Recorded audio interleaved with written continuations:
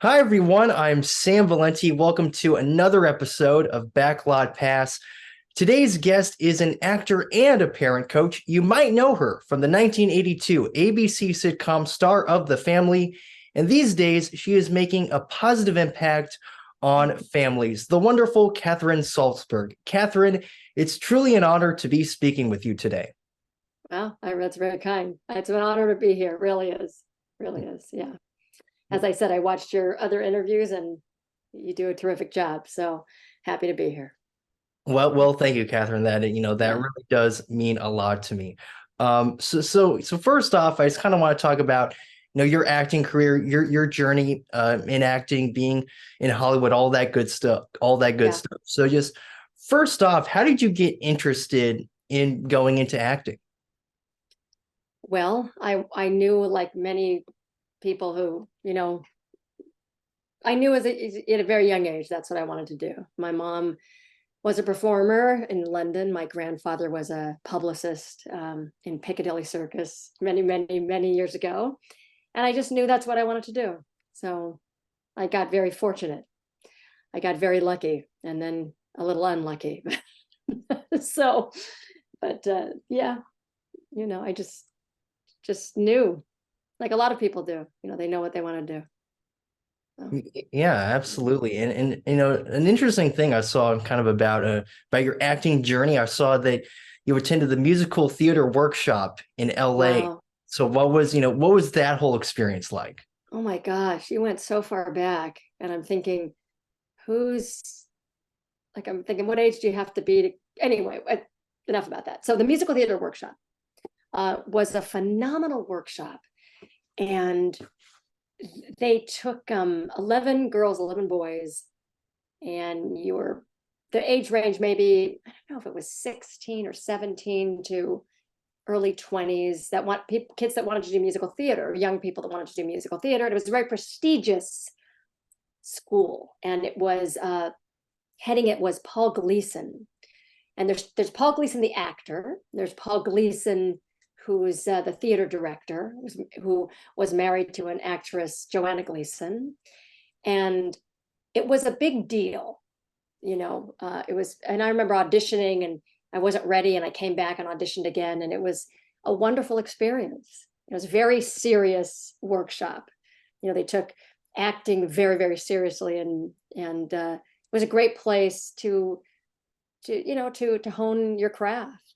And it was from that workshop, actually, that I got a lead in the sitcom.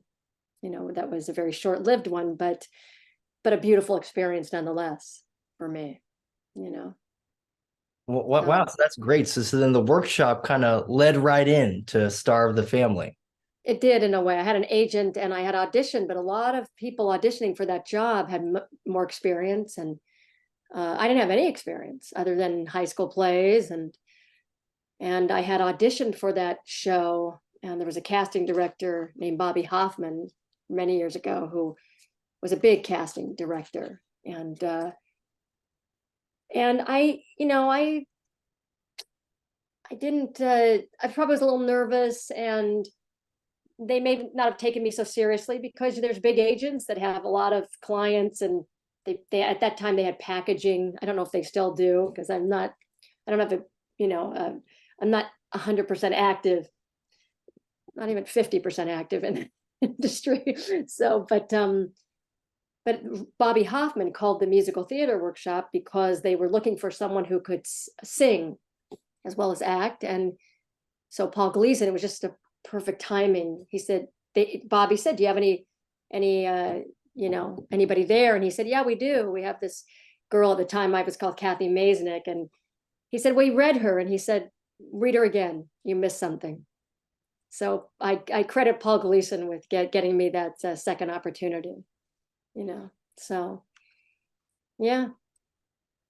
And something kind of interesting because I've read some of these old newspaper clippings, and you were kind of talking about the audition process for the show, and I read somewhere that you had to like audition like what was it, like 5 times, something like that, to get your role on the shows. Yeah.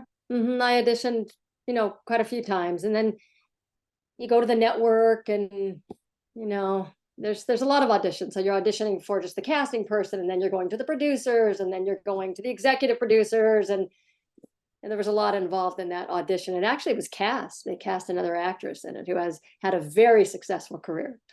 And I just, for some reason, Brian Denny, he just liked me. You know, he was I'll get a little emotional when I think about Brian. He was a dear man, a great actor, and he went to bat for me. You know, he just liked me and liked how I read with him. And so there were a lot of talented people that were in that audition, as there are with so many auditions. There's so much talent, and there is luck involved, a lot of luck. So I happened to be very lucky on that day, you know. Yeah. Yeah, and it's kind of funny. So I was reading that apparently, so you get the part and everything, and then apparently I read that ABC they sent out this limo to get you. I Oh, think wow. it must have been like your first day or something. And it was funny. I was reading this in some old, like I said, a newspaper clipping, and they said that they sent out this limo, but then no one in your neighborhood was able to see it, and I was like, what the heck? How? Well, that limo was actually for a show called The Battle of the Network Stars, which was something many, many years ago. You could just YouTube that, anybody listening to this. And they sent a limo, and maybe they did send it. I don't, actually, maybe they did send it for some other things. But yes, it is kind of a bummer when you hoping someone sees you getting in a limousine. There's nobody outside. Like, really? It's me? No, nobody cared. So. Yeah. Yeah. I'm glad that you mentioned Battle of the Network Stars, because I will be bringing that up in just a couple questions, because I found it on YouTube, and it's and it's really cool. But we'll get into that in just a couple questions. Okay. You mentioned working with Brian, who was an amazing performer, and it's Yes. so sad that he's no longer with us, of course. But just overall, and I mean, you got into this a little bit, but just overall, what was it like working with him on the show, and getting to, I guess, maybe even in a way learn from him, because even at the time he was such a very experienced actor. Yeah. He really looked out for me. He really cared about me. He knew early on that the show was not going to make it, and he wanted me to understand that. He wanted to protect me because he'd been with many young actors that went down a rough path, not having a good foundation and what you really need. But in answer to your question, it was fantastic working with him. It was amazing, just amazing. And I did learn a lot from him. I learned a tremendous amount from him. And yeah, he was, wow. Yeah, gets me a little emotional because he was in a way like a father figure to me. He really was. And I didn't have a lot of, I didn't have a lot of support in the sense of someone keeping my feet on the ground. So he was that guy for me, and he has his own daughters. He has Kathleen Denny, Elizabeth, and I was his TV daughter, but he was just so kind and caring and honest. He'd say, "That's not how you do that," and teach me. So yeah, I was very fortunate on that show. Robin Williams did the comic warm-up for the pilot, and it's a great place to start and a challenging place to start, because most people don't start like that. Most people, I mean, very young kids, of course, there's people who have their own TV shows, but very few. It's not, there's something to working your way up. So, and if you do get your first job as an up, you want to have people with sort of like crash pads underneath. So this could come crashing down very quickly. We're here to help you. So yeah. Yeah, absolutely. And honestly, and I just want to mention this, I think one of the best parts of the show, it's the theme song, that you sang, because obviously, it's a part of your character, and it's such a catchy tune. I think I can probably listen to that on the daily. I wish it was on Spotify, but unfortunately it's not. You can't find it on any of that stuff. But if you go on YouTube, you can find it. And I don't know, it's corny, but I love it. It's so sweet. Oh, that's very kind of you to say. Yeah, I think there's probably 5 people that know about that. Maybe 3. But you're one of them, and I'm glad. So, yeah, it was written by Steve Nelson. Steve Nelson is a fantastic writer. So, if I take myself out of the mix here, which is, Bruce Hornsby actually was on the show. I mean, there were so many great people on the show. They were incredible. And so Steve Nelson is this fantastic writer and very just really gifted. He's in Nashville. He's written so many songs, and I talked to him recently, and he wrote that song. And I'd come from the theater, so I remember, and he was working with me because the producers were in one room. Is it okay if I share this? Am I going on? Of course, yeah. Too long here. So at that time, the producers were in one. There was a trailer, and they said, "Well, yeah, she's in that musical theater workshop, but can she really sing?" And so Brian said, "Look, if she can't sing, just put in somebody else's voice." So I said, "Well, let's give her a shot." So they had Steve Nelson, who wrote the song, in one of the trailers, and the producers were listening on the other side. And I was singing, I was enunciating because I was in the theater. So I would be, enunciating. And I remember Steve going, "Can you just you're kind of enunciating a lot. Can you just throw it away?" And then we went to the studio, and I, I had this idea that I should be doing this, mountains are there to climb, So Steve said, "Can you sing that like Dolly Parton?" And I went, "Sure, I think I could do that." So I just gave my best Dolly Parton impression, and, and they just used that because they're trying to get me to relax. And I was nervous, understandably. So didn't have much experience. I didn't have any experience, really. But he's a wonderful writer. He's written so many songs for television. So I was grateful to that corny song was, written by someone who's just done so many things. Yeah. Well, hey, you did a great job singing it. So I appreciate it. No, Thank you. No, hey, I think you made it a very memorable theme song. So you did a great job. I appreciate it. It's very kind of you to say. It is. Yeah. And now, and of course, as we mentioned earlier, because of your role on Star of the Family, and I would guess your athletic experience as well, because I know you were a gymnast in high school, a really elite one as well. You got to compete in Battle of the Network Stars, and it's on YouTube.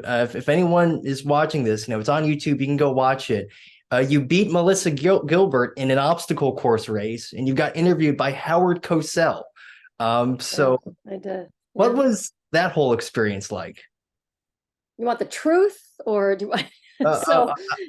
Yeah, absolutely. It was so exciting. It was. I was also really nervous. I mean, I got a call about a week before the Battle of the Network. Someone had dropped out. They were sick.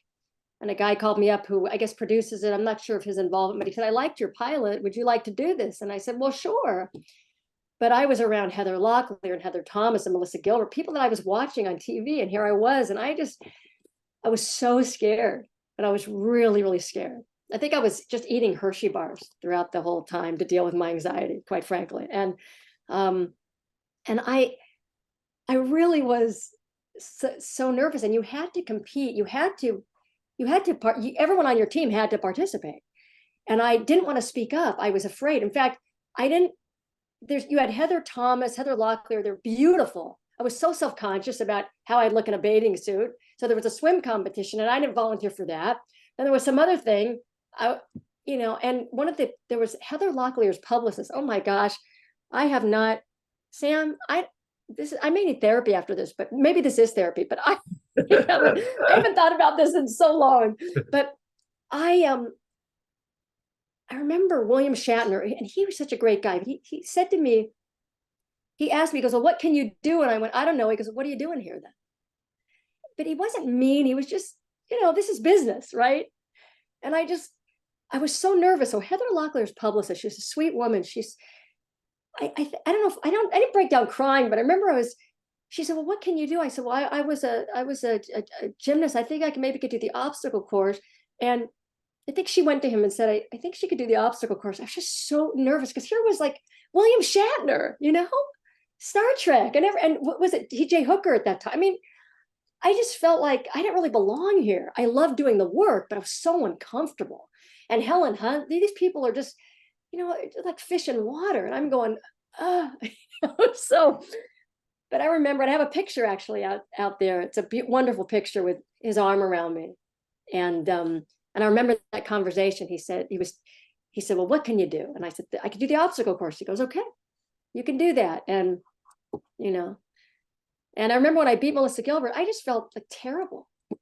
Like here I was happy, but yet here's a little house on the prairie. Somebody had watched for years. And, I just, but I was, a little bit competitive, and I was not an elite gymnast. I love that though. I like to think of myself as one.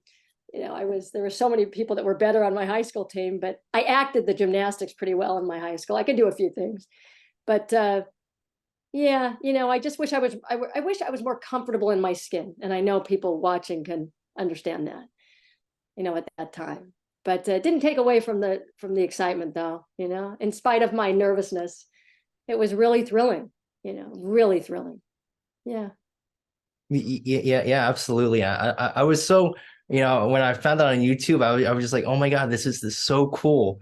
And it was funny because whenever you're in that race, I'm like, I didn't know the result. It happened, way before I was born, but I was cheering you on, and then way before. I was like, yes, it was. Oh yeah, but yeah, it was. I imagine a very interesting experience. It was very interesting, and the prize money, because I didn't know anything. I thought you shared that prize money. And I think it was somebody, I don't know if it was William Shatner, who went, no, we don't share it. And my father was so excited for me. He, and the limo driver was so nice that I stayed later to practice the obstacle course. Everyone had left, and the limo guy stayed. He was just so kind, and I hope we tipped him. Boy, looking back, because I didn't understand a lot about that stuff. I'm thinking, I hope we did. But and my dad was there, like, you could do it, It's like, Dad, I don't know. I think I might hurt myself. I think I did hurt myself actually the night before. But it was really was a lot of fun. And yeah, I'm very appreciative of it, Yeah, Yeah. definitely. So now, let's talk about your parent coaching stuff. And I think this work that you do, it's so wonderful, and it's so awesome. So how and when, did this kind of start for you? 2000 and I guess 10. So let's see, maybe a little before 2009, maybe. My husband and I, I'm a stepmom, and we have our own, and my son started to hit me when he didn't get what he wanted. And I just reached out to parenting experts, and I wasn't getting help, and the help that I needed. It sounded really good. A lot of the things, talk to your kid and explain why hitting isn't good, and and all the stuff that really I thought was going to be great parenting. And I was going to parent, in a different way than I was brought up, like a lot of us want to do. We take what we like and we say, I'm gonna do this. But things are really rough in my home. I mean, I had an older son, and he had his challenges. My stepson, great kid, no fault of his own, just challenges from, and with all due respect to, his mom, and, they were doing kind of the new parenting thing, which was not a lot of boundaries, more like your kids are like roommates, get into how they feel, and which, I understand where that comes from and everything. It's, we can always have more empathy, but when you throw out kind of boundaries or structure, or just an adult knowing that they can be authoritative, you get kids that run the show, and the kids suffer for that. So anyway, I heard this parenting expert named John Rosemond, who was the last guy I'd ever want to listen to, quite frankly. But I was pretty desperate, and he made a lot of sense.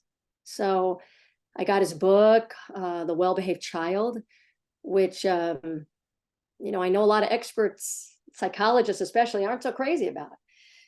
But, when you're desperate, you're like, I'm going to go with what works, what makes sense, And so that was transformative in terms of, I implemented a lot of the things he talks about, which are just it's not rocket science. It's just basically take kind of old school things, mix them with all the stuff we like today, with the empathy, and which we always need, and things turned around in my house.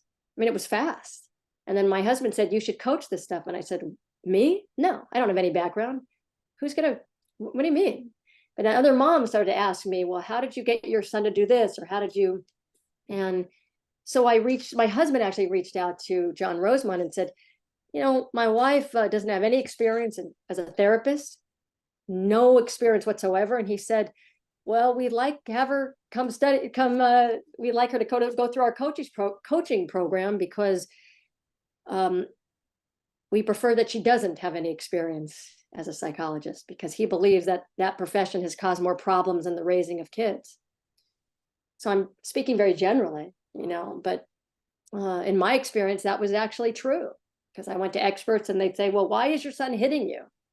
Let's talk about why.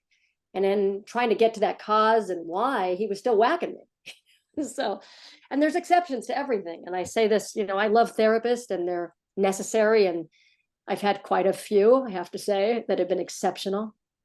And that's beyond my scope. If a parent comes to me with something that's I'm here to help you stop tantrums, or if you're sleeping in your kid's bed, or your kid's sleeping with you, which are the main issues. And, your basic things. But if there's things that beyond my scope, then I will refer you out to somebody, because that's not my area. So I ended up, coaching and having some success, with moms, just helping moms that were like me, just helping them have some boundaries and change course, which was, it's not always easy to do. So hopefully not too long-winded an answer for you, but so I really just kind of fell into it, or it found me, and it went along well with acting, because I guess one is that you have to keep people engaged, right? But the other thing is that sometimes good parenting is acting. Sometimes it is acting like you know what you're doing, even when you don't, because there's no rule book per se. You're not going to always know what you're doing, but you have to act like you do to instill confidence in your children, right? Yeah. Plane is going down. You have to act like everything is fine. Why? Because you want your kids to feel confident in who you are. That's how they stay relaxed. So, there's a little bit of crossover, very little. So. Yeah, I think it's kind of cool how I guess sometimes in certain situations I guess your acting experience can, I guess, come in handy with your work. A little bit in terms of doing parenting presentations, sure. Just trying to keep the parents' attention, because everyone's on their phone, everyone's on this device, including the parents. So using humor appropriately, because I'm not there it's not my one person show. It's a lot of, parents are there because they need help. So, my goal is I don't want to take any of their time with anything about me unless it's relevant to them and their kids, So. Yeah, absolutely. I have to mention, because this is something I really like that you do. It's called Stop the Micromanaging Minute. I really like this Oh, thing that you do. I'm glad you like that. You do a great job of fitting in a lot of good advice into just 1 minute. And I always like how as soon as that timer goes off, you immediately stop. It's just 1 minute, but you fit in a lot of good stuff in there. I'm I curious, appreciate that. like how did you come up with that? I'm curious. I'm trying to think. I don't know. I just in micromanagement, I always want to give credit where it belongs. I use a lot of different.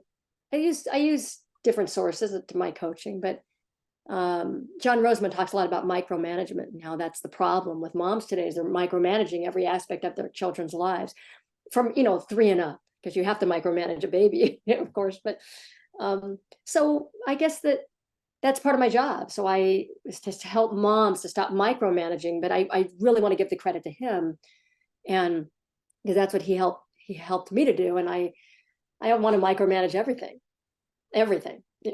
Today I want to micromanage my son, who's fully grown, and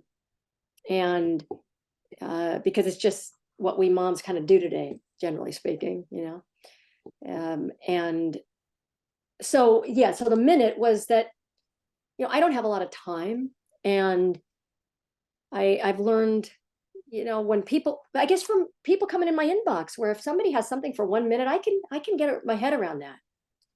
Really, because there's so many things that come in your inbox, right? It's just like, oh, and if you're going to give me some 20-minute thing or 7-minute thing, I don't have the time for it. So I kind of thought, yeah, and I'm still working it out, a little frenetic sometimes.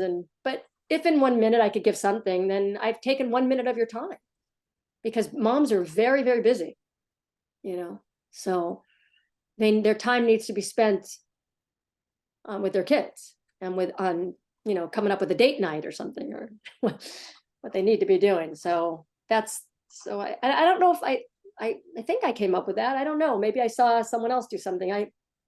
It's like comedy. You hear a joke from someone, you're staying it on stage, and someone goes, "That's not yours." You go, "Oh."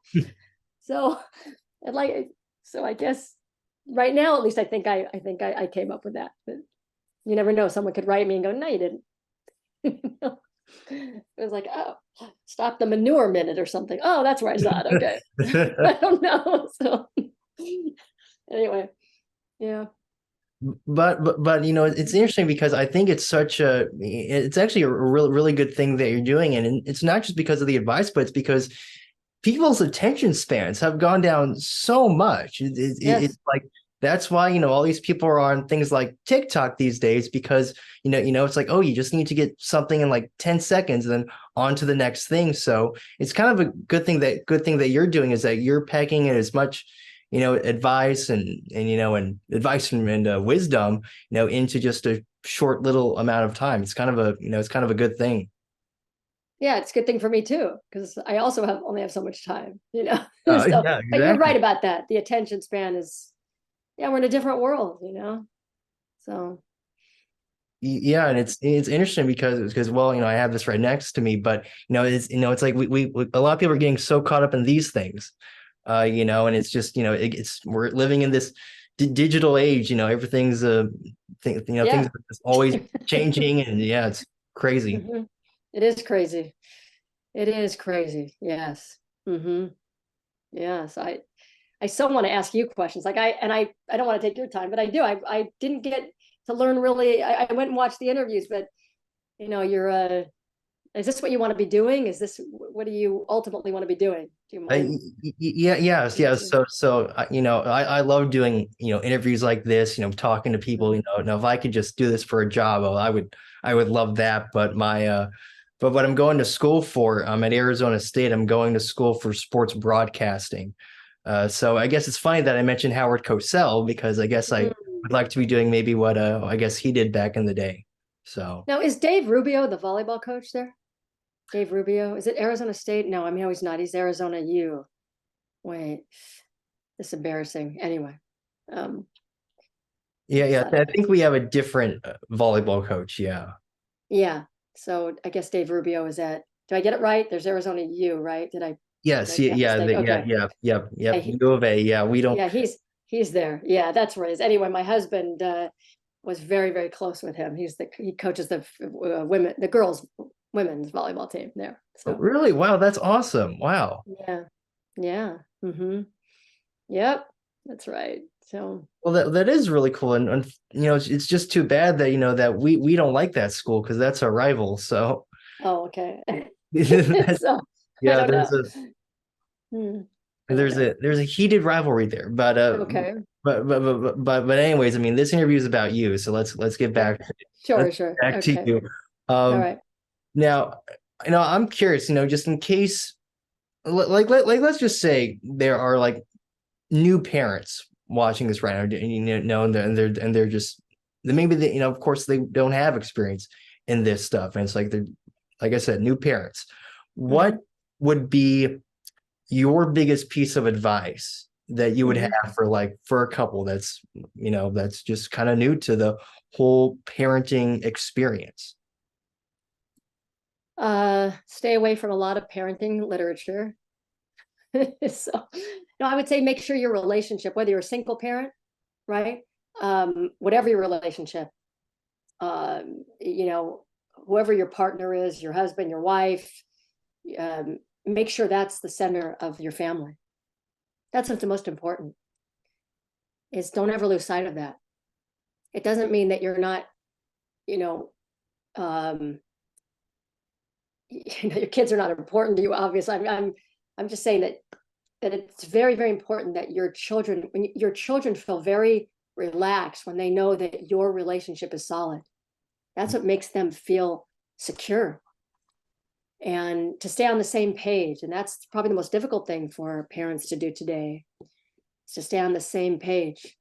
So whether you're, if you can get on the same page, or at least in the same book, that's very, very important. And if you're a single parent, make sure that you're taking care of yourself, that you're living your life, because it's important that your children see that you have a life, that you're not living their lives while you're, as John Rosemond says, you'll take a bullet for them, but you ultimately are the decision maker, and that's, I'm giving these bite-sized, everything is just like the soundbite or bite-sized, but it's very, very important, because that's what's gonna make your kids feel so secure, right? Really. And when there's trouble in paradise, they're anxious. So make sure that you're having date nights, and that's really, really, really important. If I could give any piece, it would be that. And the other, though, this family piece, which is extremely important. And that means that there's peace in your home. So if you decide, you know what, we're not going to even have any boundaries. We're just going to be our kid's friend. And that wouldn't be my, parenting advice. However, if that means that you and your significant other spouse, right, have peace, that is what matters the most. Because there's nothing worse than kids being, raised in families where there's fighting, criticism, belittling. Nothing worse. Yeah. I mean, there is worse, but you know what I mean. So, yeah. Yeah, that's that is some great advice, and just, like I've been saying, your work is so important, because I think parenting, it has such a big effect, on these kids, maturing, and just kind of, what they end up doing, later on in life. Parenting has a big effect. And I think, what you're doing, what your work is, it's very, very important. And you're just doing a lot of great positive stuff. I do my best. Yeah. Thank you. Try to. Yeah. What would you say is the most rewarding thing about what you do? When parents solve something that they've tried to solve, whether it's tantrums, and they see when they really see that this isn't rocket science, that when they shift gears. I think the most rewarding thing for me is when, whatever the age, of the child, if it's just to see that parent, the light bulb go off, that they see this isn't hard, because parenting became hard. That's why parents go, oh, this is the hardest thing, mostly mothers, the hardest thing I've ever done. Well, it wasn't always that way. It became hard because we had experts giving us a lot of information that ultimately hasn't been helpful. Now, are there helpful things? Sure. But I'd say it's most rewarding when parents kind of go, wow, this isn't really hard. I just made it clear to my child that we're not going to tolerate the tantrum anymore. I didn't hit them. I didn't scream. Just made it perfectly clear, And so when they have that new way of parenting, which is not new, it's kind of old school, but that's the most rewarding for me, when I know that, they're not going to call me for a long time, if they even need me, because I don't want them to be working with me for a long time. I want it to be for a few months. And then they go, oh, I get it, And it's just, we don't have to check in with our kids and, how are you feeling about everything? Are you okay? And, are you upset? Did that bother you? And this is how we talk to kids today. Is everything okay? And I'm being kind of general, right? But when a mom is able to free herself from, and I say moms because dads don't have this issue in the same way. Some do, but that's why my business is I coach moms and some dads. But moms are in, and this is kind of the last piece I'll say what's most rewarding is when a mom doesn't know, she just doesn't know what to do. In other words, I don't know how to draw a boundary. I don't know how to tell, I'm afraid to damage my child's self-esteem, which is the number one thing that she's afraid something she's going to say is going to cause her kid to be psychologically damaged. This is a tremendous burden for someone to carry, that they think that's, so when that mom goes, wow, I turned to my 5-year-old and said, I'm not going to have tantrums anymore. And you're going to get those toys back when we have 7 days of no tantrums. That's just, I'm not telling you to do this, parents, by the way, until you're clear on why you're doing it. But, and to watch that child, you know, she'll say, oh my gosh, the tantrum stopped. Well, did you bribe him? No. Did you beg him? No. You know, I just made it perfectly clear in a very loving but firm way. And to watch the child just go, oh, I want my toys back. Done.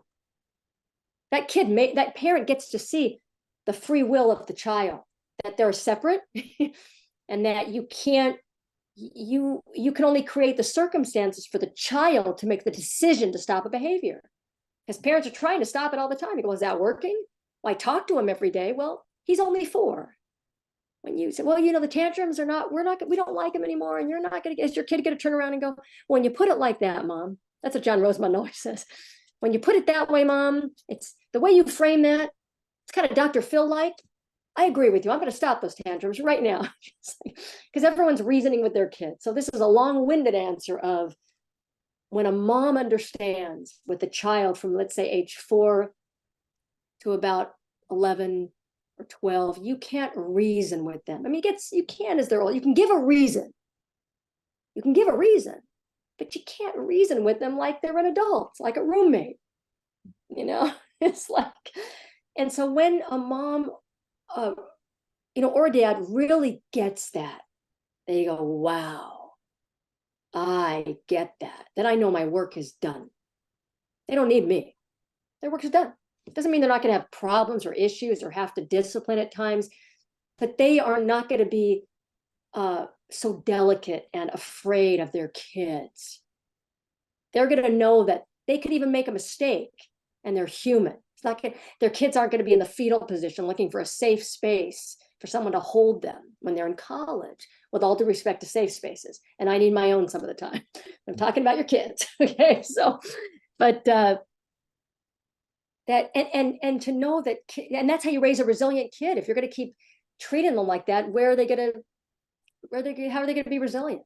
They're not, you know, and then they're going to be resentful that you coddled them all the time and didn't send them the message that you believe in them. You believe I believe you are capable of stopping that tantrum. I believe you're capable of doing your own homework. And that's the message I'm going to send to you, because that's what's going to, you know, cause you to be an adult that says, you know what? I know that I can solve this myself. And if I don't, I can get some help, but not because I don't believe I'm capable. Right? Anyway, so I hope that's clear. I could hear my husband passed away, sadly. I don't know if you know that, but unexpectedly 2 years ago. So I can hear his voice going, Katherine, wrap it up. That was enough. Can you bullet point it? So anyway, yeah. So I'm going to drop that bomb in here, but go ahead. So yeah. Listen, I got to say that I've learned a lot from, you know, from hearing you speak, and you know, and I think I've learned just a lot about, you know, parenting and stuff, you know, and just, you know, like, seriously, thank you for talking to me about this stuff, and to the people, you know, watching, you know, about this, because I've learned a lot. So I have a feeling you had pretty good parents, you know. I mean, I heard there's a Rabbi Manis Friedman. He would say, you know, man, if you love your kid, you're doing a great job. Like there's a psychologist, Dr. Marmer, I forgot his name. He would say, if you do a little bit better than your parents did, you're doing a great job. You know, and I think any parents that are listening to this are doing a great job. I mean, look how hard life is, right? It's hard. Wake Yeah. up, go to work, you're putting food on the table, you're trying to give your kid a nice life, and you know, and then life happens where just life happens. And so, there's a lot of coaches out there that are really great, that are doing similar work to what I'm doing, and their job is to just make it easier for parents. Just take a load off. Your kid could, no matter what, you could make a lot of mistakes, and you probably know friends, right, where your kids can make, you go, how did that kid turn out like that? Man, his parents were crazy. And other people where you go, okay, the kid had everything and he just trashed it, and so that we're not, kids come in here with their own personalities, and our job is to really pay attention to who they are and help them grow into the person they're supposed to be. So I love doing this stuff. I mean, I just love it. It's a lot of fun. Yeah. Yeah, Yeah. absolutely. And and like I said before, you're making a positive impact on people's lives. And I think that's just a wonderful thing. You're doing great work. Where I'm curious now, of course, you need to, hopefully if there's anyone watching this, who wants more information on, what you're doing, on your coaching and stuff, where can people find that information? You can go to, I Coach Mom. This is my website. And then I'm on Instagram, I Coach Moms, YouTube, I Coach Moms. And yeah, so that's where you find me. All right, awesome. Yeah, and I will definitely link that stuff in the description. So yeah, if there's anyone watching this who wants more information, please go check that stuff out because Katherine here does amazing work. But seriously, Katherine, thank you so much for giving me the opportunity to talk with you today. Just a real honor to be able to speak with you. Wow, it's been great to just, I want to thank your parents because they listen, you produced yourself, as my John Rosemond says, you produced yourself. You took the influences that were around you. But I want to read, would I go, you have your, like on your website, would I read about your bio there and everything? Yeah. I have a Yeah. little website that I had to create for Okay. school. So. Uh-huh. I didn't prepare as well as you prepared for me. So, but I'd like to read a little more about you. And I really wish you all the best because you're clearly good at what you do. I mean, I feel very comfortable. I haven't always felt, I'm not interviewed right and left, but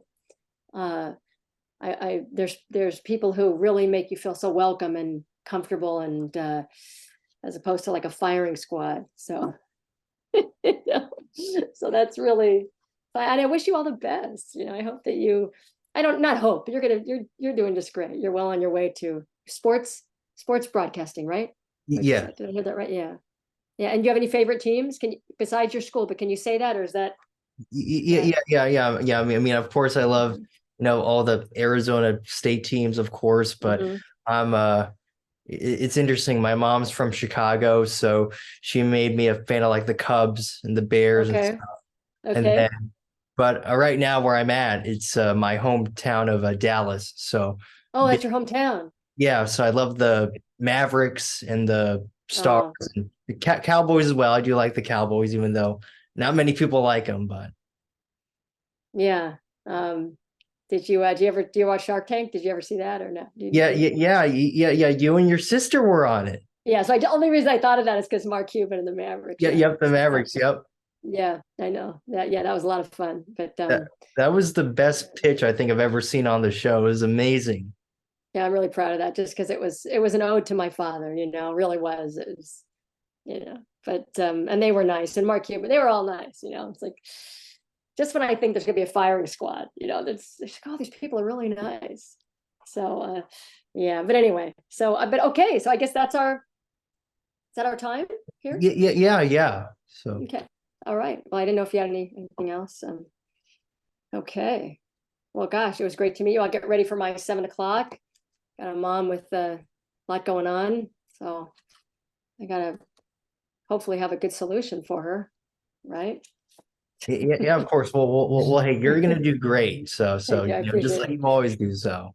Thank you. All right. Well, it was nice to do this. Thank you. It's very it was a lot of fun for me down some memory lane. Yeah. Thank you.